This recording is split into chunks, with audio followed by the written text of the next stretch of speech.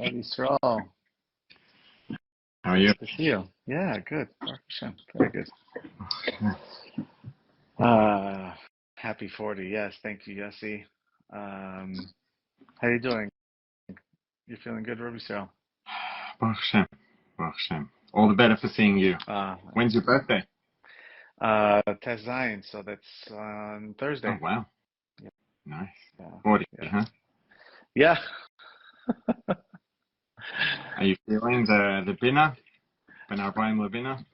Not yet, not yet. As of now, I'm just focusing on my birthday itself, and we'll move from there. I'm really excited about all the different plans that I have. Okay, cool. Amazing. So just wanted to mention that this conversation is really in honor and designated towards bringing attention to the Neshama's charity campaign that they're raising to really expand the services that Neshama's has been offering, to be more relevant and efficient to the community. Hi, Bornstein, good to see you there. So what we're going to do is our plan is I wanted to hear from Yisrael from his perspective, and also perhaps if I'll have the opportunity to share as well, like what we're seeing happening in the world, specifically in the area of like mental health and spirituality and the different things that we're seeing that are helpful. We're not here to be an authority that we're telling you the facts of what is as if it's the only truth. We're just sharing our perspective, and if our perspective is helpful and you try it out and it works for you, then great. We're so happy about that. So if I can introduce Yisrael, he didn't give me a bio, but I'll just introduce him a little bit to anybody who doesn't know him yet. So he's born and bred in Australia and moved here. He's married with kids, thank God, and he teaches in Machon Liadus. He teaches on many different platforms in different ways. He's outspoken in specifically around teaching Chassidus, Yiddishkeit in a very, very relevant and practical way. Not in general, very, very specific. I know that you have a background also in science. Biomedical science, yeah. Biomedical science. So, and also you have your own experience as a human being, right? Absolutely. Don't we all? Yeah. So I wanted to hear from you if I can ask a very general question, but just share with me like what comes up is like what are you seeing people perhaps struggling with today, without making, of course there's a whole, everybody has different struggles. There's so many different aspects and different ways but what are you seeing that is happening today or within yourself, however is you want to ask? And the second question is, what are you seeing that's working, that's being helpful? Okay, so before I dive in, thank you. I have a tendency to dive into something deep, and then when there's a second part, I forget about the second part. So don't be shy to remind me and come back to that. Yeah. I mean, there are so many angles to come at this from. Something that I've been very passionate about lately and been thinking about a lot and bringing about a lot and really chewing over and working through and talking about a lot is that I think there are a lot of things that a lot of people struggle with. I'm going to reword that. There are a lot of things, a lot of parts in a lot of people's lives that make life challenging, that maybe we don't think of as coming under the umbrella of mental health, emotional health. It wouldn't get a diagnosis for major depression or anxiety disorder or, bipolar or any of those things. But there's a lot that I would say is still physiological. It's still things that are happening in the body, things that are happening in the nervous system that can really, really impact a person's ability to show up the way that they want to show up, can really affect a person's experience. And I think that with the way things are going, with some of the new, resources and modalities for healing, there's so much room for improvement in quality of life for people who maybe would have never thought of themselves as needing, mental health treatment, people who don't have, like I said, any condition or anything, but maybe, a self-esteem issue. And I would say my insight into this has, I would say, deepened and shifted a lot recently in terms of a lot of people. I think there's something that's very prevalent, which is what would probably technically be accurately described as being self-esteem issues, but not in a way that people might conventionally think of as being self-esteem. For example, people who are confident and they know what they're good at, and they're very confident and proud of what they're good at, but maybe when it comes to certain things they just struggle to show up, and they wouldn't describe themselves as as having low self-esteem, as not being confident, but there might be things layered so deep down inside that affect the way that they show up maybe in other parts of life. And there's real, I mean, I would say this: if you walk up the street, walk up Kingston Avenue, walk around, when a person walks around during the day, if you pay attention, you're walking down the street, you pay attention to the people you pass on the street, and you just really tune in, and every time you pass someone on the street, just look at their face, look into their eyes, look at their posture, look at their body language. There are a lot of people who are just walking down the street, and that even if they wouldn't describe themselves as having, mental health challenges or things like that, but their posture, their body language, the look on their face tells you that they're having a hard time, that they don't feel healthy, they don't feel confident walking down the street, going through life, whatever it is. And a lot of that really can be addressed. There are things today that we can do to really, really move the needle a lot, a tremendous amount. And when it comes to the conversation of, let's say, healing and chassidus, and we have chassidus, so what do we need these things for? I mean, that's a big conversation that we could talk about for days straight, probably. Right. I was actually thinking that, and I'm sorry, you just literally just touched upon it. I don't even know. I haven't really sort of gotten to the end. I'm still in the middle of, process and sort of chewing my way through a lot of this. But one thing is very clear.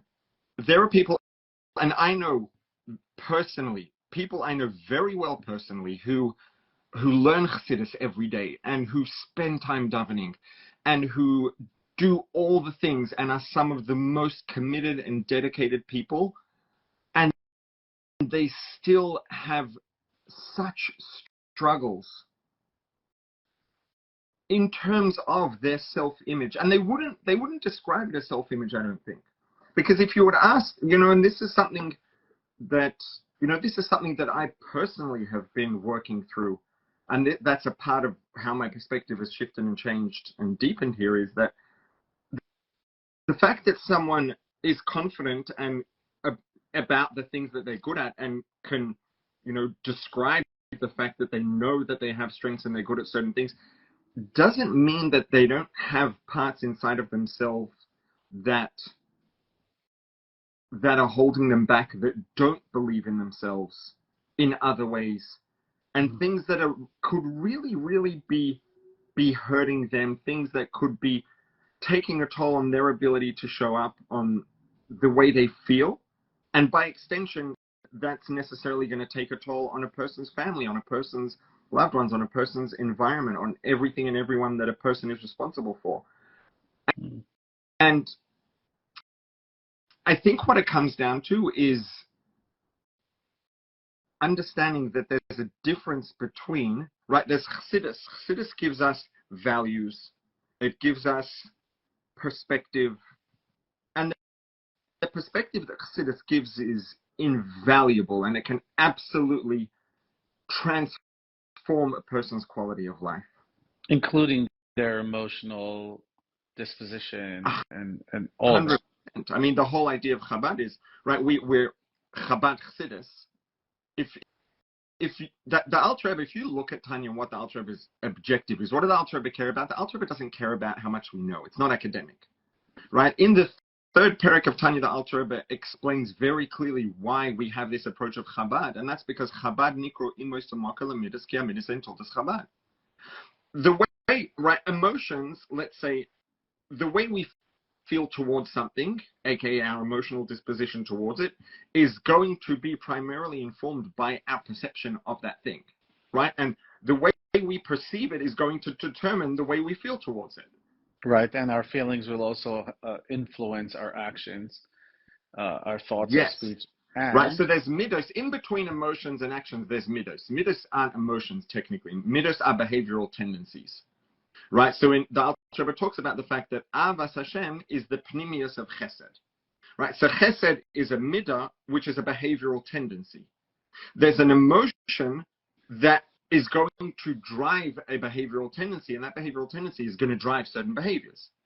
Right, so 100% Chassidus can transform our perspective and elevate our perspective, and as a result, completely transform and elevate our emotions, and as a result, our behavioral tendencies, and as a result, the way that we show up. That being said, there are a lot of things that are, that are physiological. I'll take an example that I think is something that, maybe a lot of people are familiar with at one level or another. Let's say someone has ADHD, and they sit. You could put $1 million cash on the table in front of them, and tell them, if you sit and focus on this moment right now, and you learn for a half hour straight, and you tell me what you learned, you can keep the money. And they might still not be able to do it. How about, let me add to that. We'll put 10 million on the table, but you tell them that they're not allowed to feel the urge to get up. Meaning they may be able to control their behavior, but internally they're plotting. Internally. Right. Yeah. Okay. And try to focus on some demanding academic material when your body is bursting with an urge to get up. Exactly. So that's something that I think a lot of people can understand or relate to, whether in themselves or people they know. That the fact that Chassidus has, everything you need in a certain sense, this person has a physiological barrier that is in the way of them being able to make use of that. Got it. I would also add, can I add one more thing, Yisroel? Please. I'm just going to drop it and we can continue exactly where you left off. And that is that some people have been burnt by people who have been delivered Chassidus to them. Mm. And they're like... I mean, that's such a huge can of worms. Right. Right. So I don't even want to get into it, but I'm just saying if somebody says that the answer is on Chassidus, it could be true, even if it was 100, what if somebody, like, they don't even want to learn Chassidus? Like, don't even talk to me about Judaism, don't even talk to me about anything, you can't. Okay, anyway. Or following that thought, what about someone who wants to learn Chassidus, but because of a profoundly negative experience they had associated with Chassidus when they were younger, especially if it was an ongoing thing that happened, on an ongoing basis again and again and again over the course of weeks, months, years. Yeah. When they sit down to learn Chassidus, there might be a very primal instinct in their body that says, this is not safe. Because if they experience something that their nervous system, in trying to protect them, which is its job, now puts up a red flag and says, we have this thing. Last time we went there was this thing that was, that was painful, that was a source of suffering, whatever it is. A person might not, it doesn't have to be as overt as, I've been so burnt, I'm not interested. A person might say, I want to sit down and learn, and they sit down to learn, and for whatever reason, and with these kind of things, it gets very subtle, and a person might not be able to explain it and just be like, I don't know, I sit down to learn, and then something comes up, and all of a sudden, I don't know what happens, but every day I sit down to learn, and every day when my time's up, I haven't learned a word, and I'm not sure what's going on, and I can't explain it. Right? So it's exactly like what you're saying, but it can get much more subtle than that. And I think that this is something that shows up and probably is showing up on a daily basis for a lot of people who have no idea that this isn't just a failure on their part to try hard enough.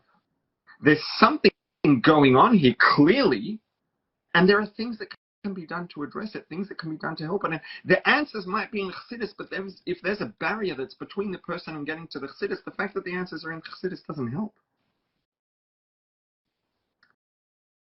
And, you know, that's a beautiful example. I mean, they're all beautiful in one sense, very much not beautiful in another sense. But, you know, both of these examples are demonstrative of the fact that the answers are there. And let's say even the person who's you know, more explicit and overt is like, no, I'm not interested in Chassidus, or I don't want to. You know, a lot of people will look and naturally, understandably perhaps, judge that and look at that critically and say, well, maybe if you would just give it a shot, you would see it's not so bad. Or you're complaining about all these things, maybe learn Chassidus and it'll change your mindset, and then you won't have the issues anymore. And that's easy to say for a person who's not in that situation. But if a person is showing up this way, and to be honest, this is maybe a little controversial, my personal belief is that the overwhelming majority of people who are showing up like that and have what they need in terms of their upbringing and background to not be showing up like that, it's because there's something really big that I would say, to me, seems to be in the category of an onus or borderline onus. Onus meaning something that it's not considered to be halakhically under a person's control, and therefore they're not held responsible for it. Because if a person, for whatever reason, whether it's because, you know, that they asked questions and they were repeatedly, you know, pushed away for asking the question, whatever it is, for whatever reason, if someone was raised, surrounded by Chassidus, immersed in Chassidus, and learning Chassidus and Chassidish values and Chassidish lifestyle and all of these things, and they come out on the other end of that, despising it, revolted by it, or just completely, even indifferent, but uninterested, one has to stop and ask why. If we believe that the value is in there, and this person was exposed to it, then what happened here?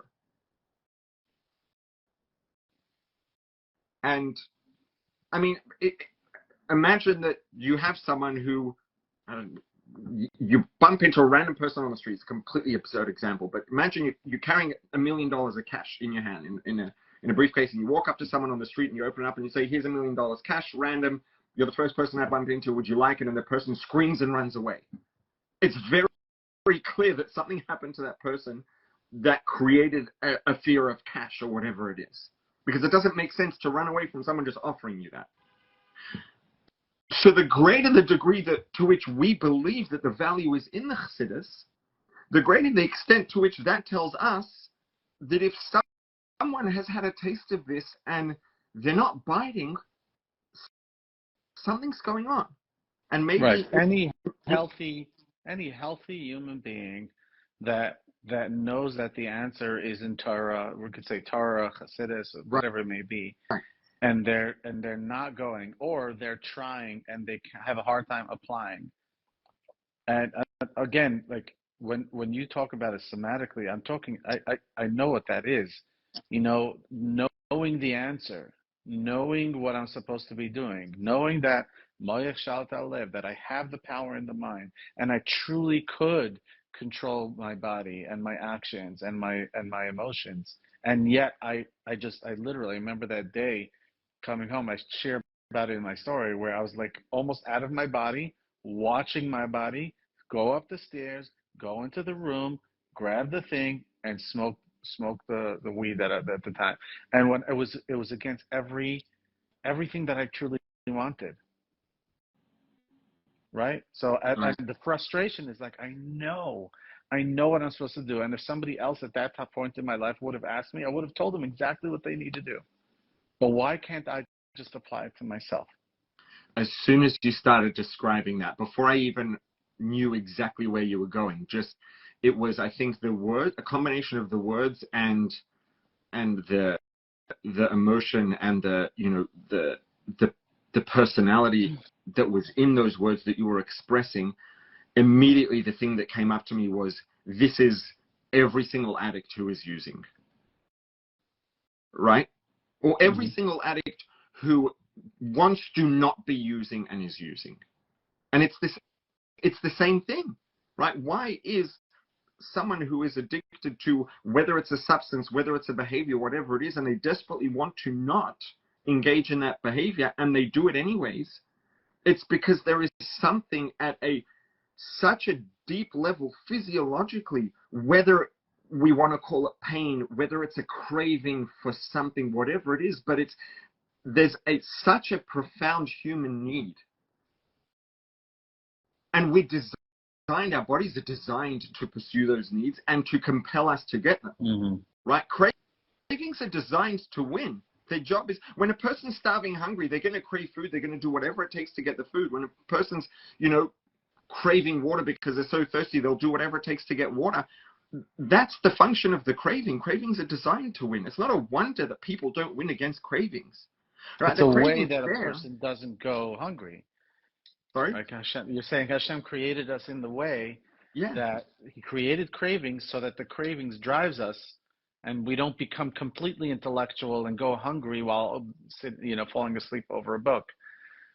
Yeah, and the fascinating thing about this is, just briefly, when it comes to hunger, and this is me just being, a biomed geek for a second, when it comes to hunger, generally we get hungry, we feel the hunger, in our stomachs. And what it seems like is that my stomach is empty, and so because it's empty, there's this discomfort of the stomach being empty, so I need to put food in.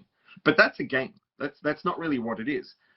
What happens is there are sensors that are picking up on the fact that the nutrient levels in our blood are low. Our brains get the message that say blood nutrient levels are low, and it creates this sensation of emptiness and discomfort in the stomach. But the whole thing is a facade. It's a pseudo sensation that was designed to compel us to eat.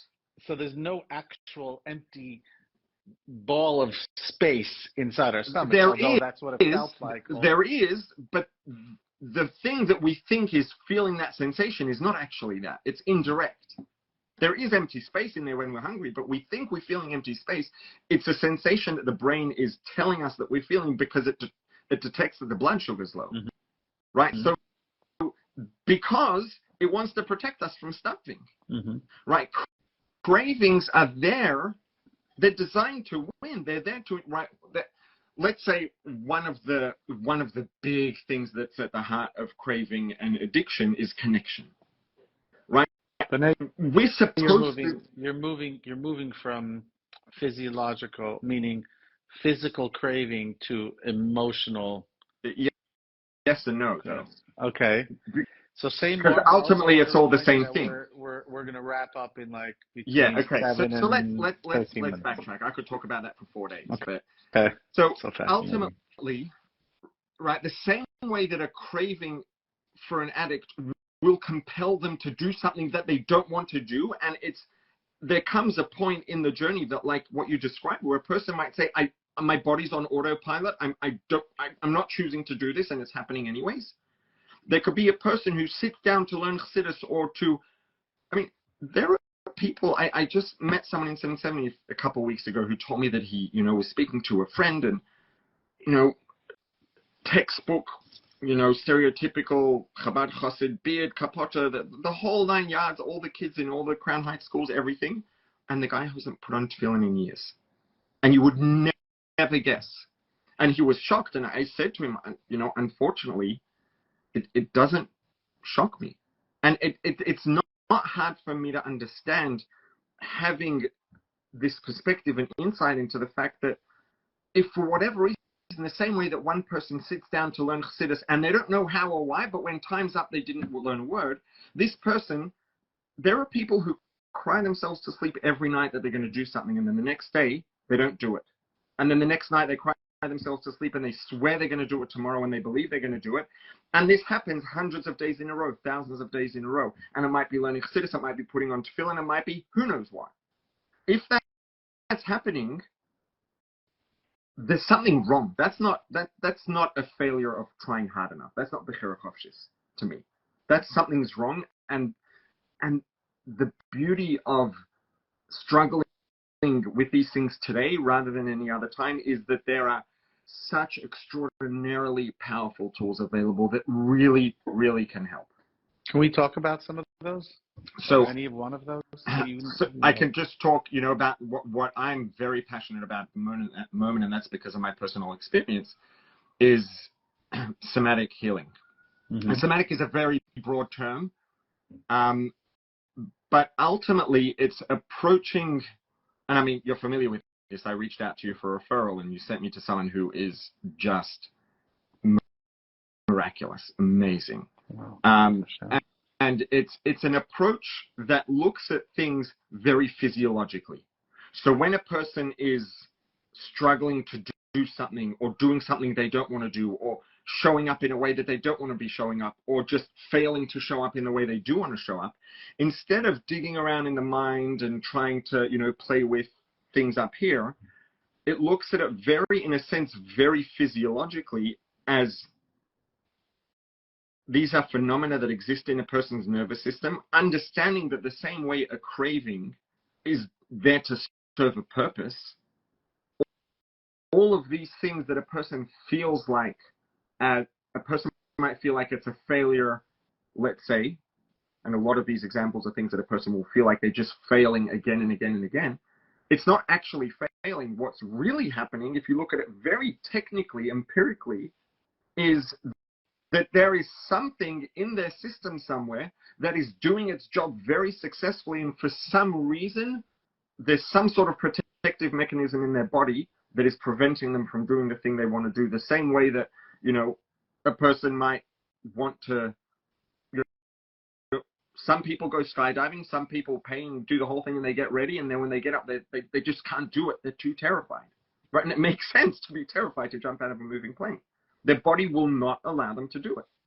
And there could be similar protective mechanisms buried deep down inside a person across all kinds of things. And these somatic approaches that look at them as physiological things, as things that are, part of the body, part of the nervous system, as opposed to abstract perspectives, etc. In truth, perspective is also physiological. It all, boils down to, at the end of the day, but the information is being stored approaching it as a physiological thing through the body rather than as a conceptual thing in the mind can be extremely powerful. And I think that there are a lot of upsides in this approach also, in that, one of the things that the Rebbe talks about, a caution that the Rebbe gives when it comes to therapy, and to be clear, it's a caution. The Rebbe obviously isn't opposed to people going to therapy if they need it, but sometimes what can happen is that people dig up things in the past that they maybe had buried deep and weren't aware of, and sometimes it's necessary, and sometimes those things can, start a whole cascade of pain and suffering that might not have necessarily been necessary. And the somatic approach is coming through the body and working in the present, moving forward. It doesn't require digging up in the past and trying to figure things out in the past. Things from the past may show up, and if a person's doing a lot of somatic work, things from the past will show up. But the things, when a person's working in the body somatically, the body's going to bring to the surface the things that need to be addressed. So to me, the way that I see it is, it reduces the risk of, it's not just risk, it also reduces the discomfort, the unnecessary pain of digging in things that maybe the answer doesn't lie there, right? And here, in this approach, we're not starting out by going backwards. We're starting out by focusing in the present with a direction of moving forward and healing. And as we go through the process, the body's going to bring up the things that are in the way that are holding us back, whatever it is, and then we address them. That's beautiful. Yeah, there's an imagery that I think of is like, I need to cross this swamp. Before I cross the swamp, I throw a piece of chicken in to see what crocodiles are going to come up. And whatever crocodiles come up, I work on them until the point where I throw and nothing comes up, great, and I cross. Right? So, or somebody tries to cross and all of a sudden they get their toe, whatever, and they're like, okay, shoot, okay, there's something I need to work on. Right. Yeah, there was something that I was just talking to somebody last night, a dear friend of mine, and I was sharing with him a concern that I had. And the concern was that there's somebody that I know that is doing tons of work on themselves. And my fear was that this person would be convinced of problems they don't necessarily have, and then they'll spend the rest of their life trying to fix those problems, right? So from a very critical perspective,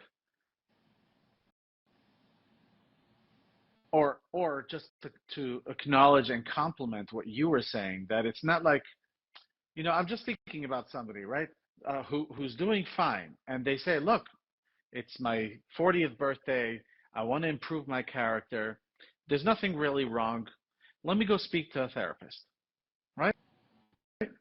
And I think there are some people that person can meet that in their minds, they're looking for what's wrong with this guy. And I have to look for it. And if I find it, then I can help them. And then you have another person that instead of asking and trying to figure out what's wrong, they'll ask, what do you want? Like you're saying, what might be in the way? Okay, let's work through that. Right. And there's a huge difference between those two things. And in general, that's definitely what I'm seeing more and more in the mental health world, at least the therapists and the coaches that I'm talking to. There's this story. Okay, we have only a few minutes, so I'll try to say this quick, and I want to hear just some closing remarks from you. Don't quote me on the details, but I did hear this from somebody. He said, first of all, I think it was the Rebbe Rashab that had met with Freud. After he had met with Freud, the previous Rebbe, the Friedrich Rebbe, had asked the Rebbe Rashab like what his takeaways were, something like that.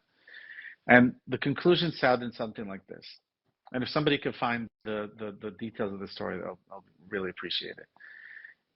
He is a professional at looking and finding the dirt in a person's life, and he is a professional at removing the dirt. Our job is to look for the diamonds. And if the diamond has dirt on it, we brush it off so that it can be shiny and it could light up. And what a person is looking for is essential in how their entire journey is going to be determined. Is going to determine a large portion of what what the journey is going to be like, what the destination is going to be like, and their whole disposition with their whole healing journey. Right. And what the experience of making their way through that journey, what's that going to be like? Yeah. So I just wanted to share that because I heard as you were saying, like, oh yeah, we want to do something. Oh, something's in the way. So there, instead of me digging to try to find where's the source, like what could be the problem, let me deal with the symptoms and the signs that are right here in front of me, on the surface, not deep in the recesses of my mind or the depths of my heart. It's like right here in the body. And then there's ways to communicate with the body to release information, or perhaps I don't know that much about the somatic healing modalities. I have a little bit of experience, but is that accurate? Or would you add anything? Yeah, more or less, I would say. In my experience there, and I would say that a lot of somatic work can lead to memories and issues from the past and things like that. But the pathway there is very different. It's not, let's try to find memories that might be problematic and then figure out how they might be problematic and then figure out how maybe we can help. It's everything starts with the body. It starts with sensations and then working our way through the body towards memories, towards experiences, towards emotions and things like that. And I think that that approach ends up being there's a lot less wandering around. It feels like instead of stumbling around and trying to find things and then, trying a bunch of things, it's more, one of the terms that's used is somatic inquiry. It's inquiring with the body and getting the body to bring to the surface the thing that actually is the root here. And so it's somatic on both ends. It's somatic because we come through the body, through sensations to get to the heart of the issue. And then a lot of the work in actually healing and moving forward also involves the body. It involves sensations and it can involve physical movements and exercises and things like that. But it's really doing everything. And even, let's say a person could do IFS work. Now, a person could do regular IFS with a therapist or a somatic variation of IFS where the process is conceptually similar, but the whole experience is done with the emphasis being in the body rather than in the head, and it's a completely different thing. Mm-hmm. And would you say that is the solution that has been helpful, that you found has been helpful, if somebody wants to do those things that have to do with Yiddishkeit, that has to do with character building, that has to do with character refinement, and he's like, look, I know that the answers are in Hasidus, I just want to sit and learn, but every time I come out with nothing, or every time I try to apply it, all I'm doing is just shaming myself for I know the answers and I'm still not doing it. Like, what's wrong with me? I'd be hesitant to say that is the answer or the approach. What I would say is that I think it would be a very, very, very worthwhile endeavor for a person who's struggling with anything like that, whether it's Chassidus, whether it's whatever it is, but a person who feels like I'm just not succeeding to show up the way I want to, or there's something that keeps happening and I don't know why and I can't understand why I'm doing this or why this is happening. Mm-hmm. I think it would be very worthwhile to try to have a taste of working with a good somatic therapist or a somatic healing coach. Absolutely. Got it. I would say that a good, and it doesn't matter whether they're a therapist or a healing coach. That's a label, it's technical. What matters is whether they're competent and whether they're good. Which referrals is a very important part of that. But if I would say that trying to get hold of, to find a somatic therapist or a somatic healing coach who comes highly recommended from people who've worked with them, I mean, they can be worth their weight in gold. Mm. Beautiful. And it's not in place of Chassidus or Torah. It's the same way that a person who doesn't have arms can't put on tefillin. And if there was a way that we could all of a sudden stimulate their body with stem cells to come and grow an arm so that they can put on tefillin, the growing of the arm is not in place of putting on tefillin. It's there so that they can put on tefillin. Oh, this is the same thing. That's so beautiful. It's not yeah. We're not replacing Chassidus. But if someone's not succeeding, then something's wrong here. And these tools can be absolutely transformative and truly life-changing, and can empower a person to do the things that they've been wanting to do and trying to do and not succeeding for whatever reason their whole life. Or for a period of time. It doesn't have to have been their whole life. Gotcha. Well, really, really appreciate everything you shared. And beyond everything you shared is your passion and your desire for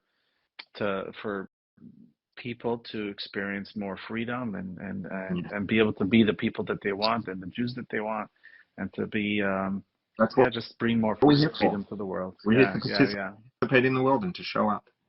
Yeah. So thank you so much. Thank you, Yisroel. Really appreciate it. And everybody, if you can, support Neshamas. And if you have any questions for myself or Yisroel, please reach out to us. If anything you've been curious about, then you want to take the conversation further. All the best. Thank you. Thank you. Thanks to everyone who joined. Yes. Thank you.